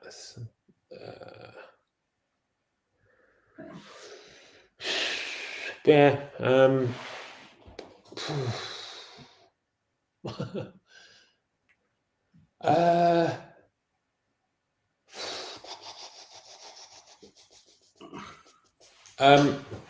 Gabriel versus Newcastle. Just being biased. Yeah, cool. Right, two-parter from JS. What do you think Arsenal need to improve on at this stage in the league to secure the title? And what do you think Arteta is doing well, which is vital to continue to bolster the title charge? Yeah, good question. In order to keep, mate. So the first part of that was, what do I think Arsenal have done well to get to this stage of the season? Is that what you said? Yep.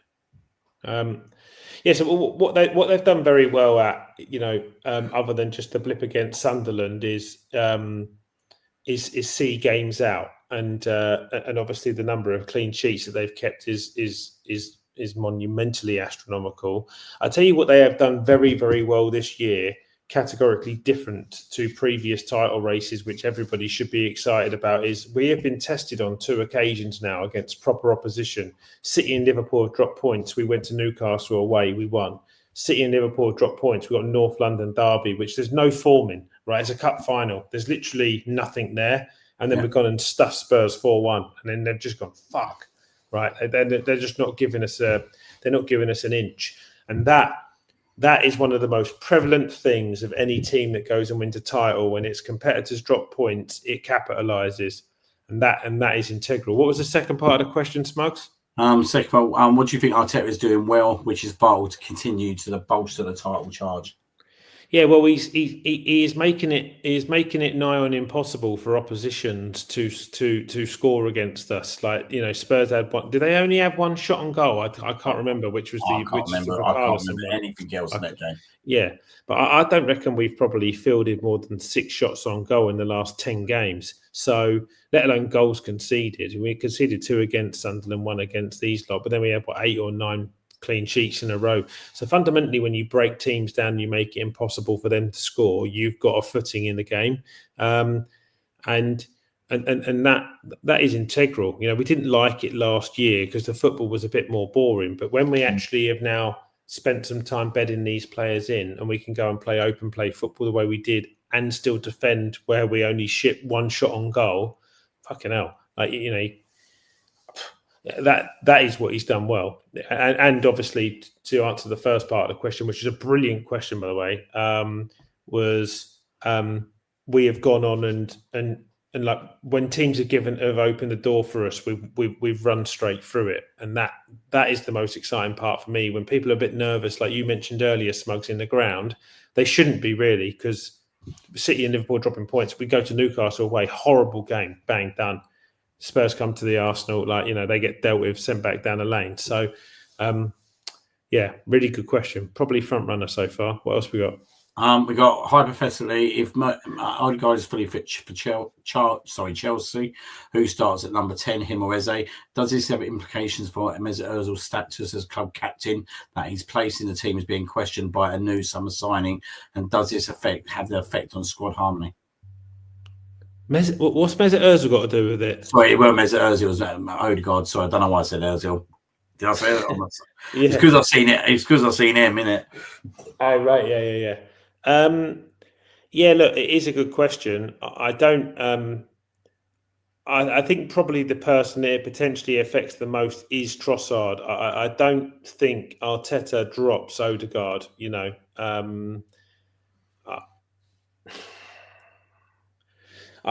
He will definitely take his time bringing him back into the team. So I don't, even if I don't think he will be. How many games has he missed, Smugs? 8, 9? Yeah, I think he'll easy back. Like if you remember Chelsea last year, Odegaard had to come straight back in that team, didn't he? Where I think he'll be on the bench, but I think he'd be an absolute asset to have come on in the last 20 minutes. Massively. Yeah, he's definitely going to want to come into the team, but they can take a bit of time now to bed him back in. He's better in the squad than not, definitely. He's not needed to be rushed back in. But they've also got an opportunity to bed him back in now, haven't they? Where they can change the way we set up, which will change the dynamic of the opposition. Because if they bring him back into the 10, which is a naturally left-footed player who favours the right side, and then they say, let's just say that Trossard was the person who comes off the pitch, they shift Eze left. right? Then you've got a fullback now who's got to go from someone who can go outside in Trossard, who goes outside quite a lot because he's quite two-footed, to Eze, who comes in your inside flank. Then your centre-half gets pulled across. That's good because Gyökeres then gets a window of space. Odegaard and Saka have got one less issue. So it gives him options to then go and disrupt the opposition as well. And then until he's fully match fit where he can start games. And when he is fully match fit, Odegaard, he will start games. But lo and behold, good question as well. He'll be fucking under pressure to go and do something now because Odegaard's got, so you got me doing it now. Eze's going to put down a proper marker saying, yeah, by the way, when there's a big game to affect, this is how you do it. And he goes and gets that trick. Exactly. Now, that is all the questions. So okay. that took a good 45, 50 minutes to go through all them questions. There's a lot of questions there that you've gone through. Yeah. And you've got a winner. Yeah. The last, I don't know if you just naturally save maybe the best two till last. The quiz questions were quite tough, trying to get caught out a bit there. Tried to have a pants down, haven't they? I'll be fucking buzzing if that Hoyt's the right answer. I've got a sneaky feeling it is, but let me have a look. Hoyt, Trinidad.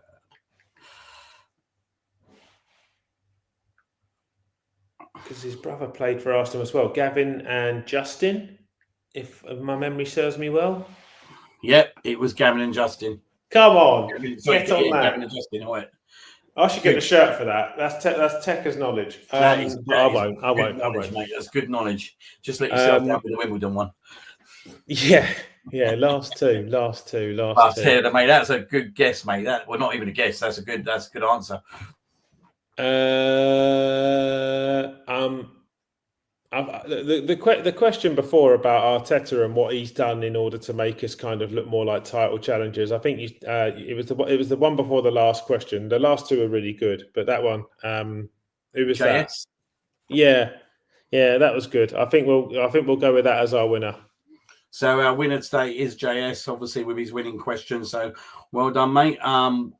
We'll get that organised. You are the winner of our Eze shirt today. So congratulations. And obviously thank you once again for obviously putting it up today, Jimbo.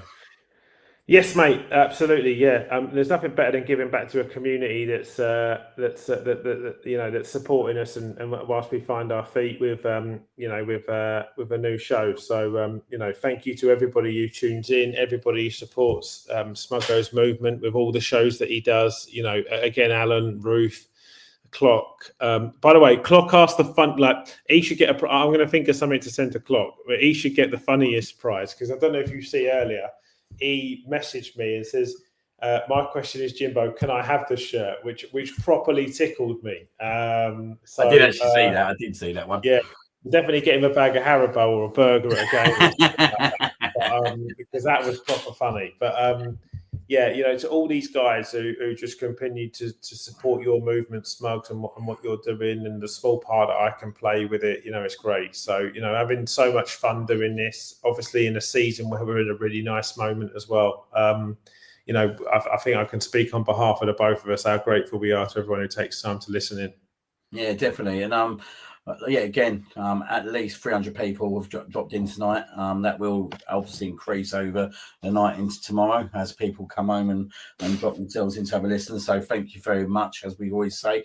We really appreciate you guys spending your time listening to us talk football, talk Arsenal, and obviously, And we've obviously had some free giveaways in the first 2 weeks. So, really good to see. And good to see some good gooners profiting out of that. So, no, thank you, everyone. Obviously, thank you very much, Jim. Great show again tonight, mate. It was always going to be a great one after the weekend. But hopefully we can keep it going over the next week.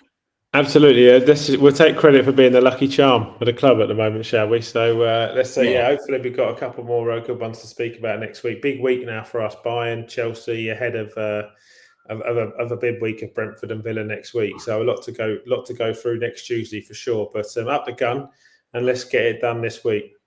Absolutely up the gun. As Jim just said, rightly so, we've got 2 massive games coming up tomorrow and on Sunday against Bayern Munich and Chelsea. But look, the games don't stop there. As he said, next week we will be reviewing the games that obviously just previously gone through in terms of the Munich and Chelsea games, but we will be looking ahead to a big week where we'll obviously be going to Brentford at the Emirates on a Wednesday night and then away to Villa Park for a Saturday lunchtime kickoff. So obviously we'll see you next week, guys. Thank you very much for tuning in. Cheers, guys. And as always, up the Arsenal. Good night.